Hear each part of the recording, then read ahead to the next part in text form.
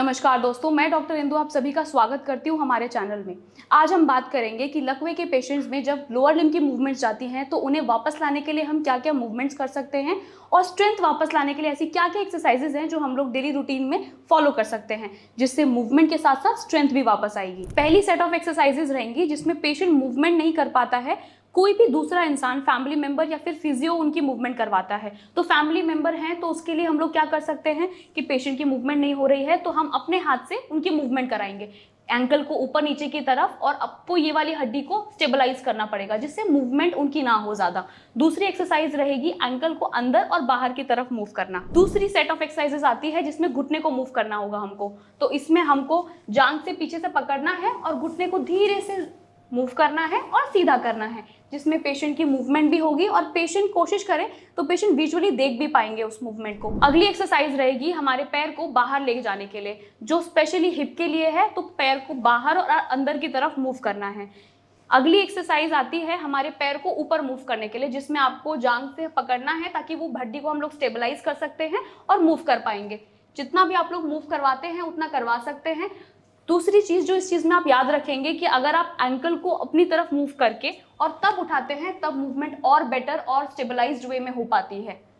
Next हम बात करेंगे एक्टिव असिस्टेड एक्सरसाइजेस की। जब पेशेंट की थोड़ी बहुत मूवमेंट्स आने लगती हैं तो हम उन मूवमेंट्स को प्रिजर्व करने के साथ साथ जो मूवमेंट्स बची है उनको लाने का काम करते हैं। फॉर एग्जाम्पल हम लोग बात करेंगे एंकल के बारे में अभी, और धीरे धीरे हर जॉइंट के ऊपर बात करेंगे। तो एंकल अगर फॉर एग्जाम्पल किसी पेशेंट का थोड़ा सा मूव करता है, जैसे हम लोग देख पा रहे हैं थोड़ा अंदर की तरफ मूव किया, तो हमको पूरा मूवमेंट कराने के लिए उसको और अंदर की तरफ पुश करना पड़ेगा। सेम गोज कि अगर पेशेंट का थोड़ा सा बाहर की तरफ जाता है तो हमको उसको नीचे की तरफ ले जाने के लिए हेल्प लेनी पड़ेगी। अब ऐसे ही हम लोग आते हैं घुटने की तरफ। अगर फॉर एग्जाम्पल किसी पेशेंट का घुटना वो लोग थोड़ा सा मोड़ पाते हैं, जैसे कि इस केस में हम देख पा रहे हैं कि थोड़ा सा हम मोड़ पाए हैं, तो हमको तो पूरा मोड़ना है, तो हम लोग कोशिश करेंगे उसको पूरा खुद से मोड़ने के लिए। और पेशेंट जितना खुद से सीधा कर पाते हैं उतना तो वो करेंगे, उसके बाद हम लोग हेल्प करेंगे। इसे बोलते हैं असिस्टेंस।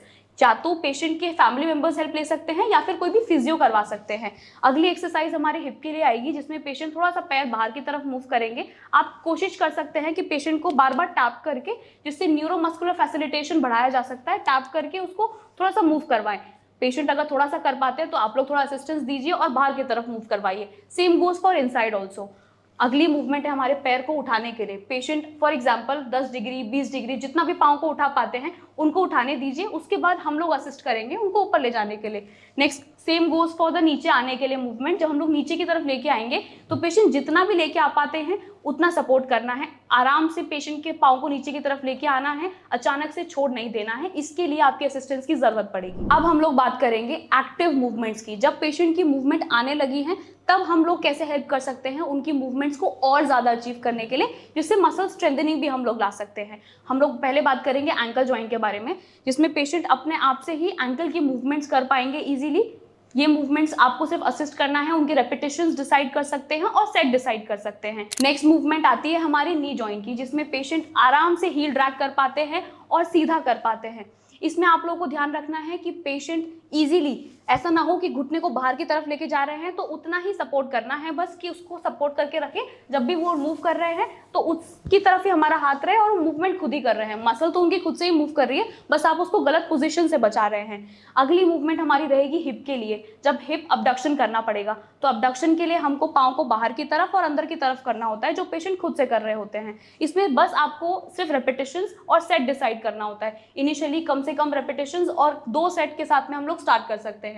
नेक्स्ट एक्सरसाइज हमारी आती है जब हमको अपना पूरा पाँव ऊपर की तरफ उठाना होता है, जिसके लिए कोशिश करें कि पेशेंट का एंकल उसकी तरफ मुड़ा हुआ हो, उसके बाद ही पेशेंट लिफ्ट करे। अब हर पेशेंट के लिए ये लिमिट डिफरेंट है। पेशेंट हो सकता है पहले बहुत ही कम इनिशियल मूवमेंट के साथ में स्टार्ट करें, तो अगर पेशेंट इतनी भी मूवमेंट के साथ में स्टार्ट कर रहे हैं तो एक्टिवली उनको करने दीजिए। धीमे धीमे जब मूवमेंट्स आने लगेगी तो पेशेंट उस रेंज को और बढ़ाते चले जाएंगे।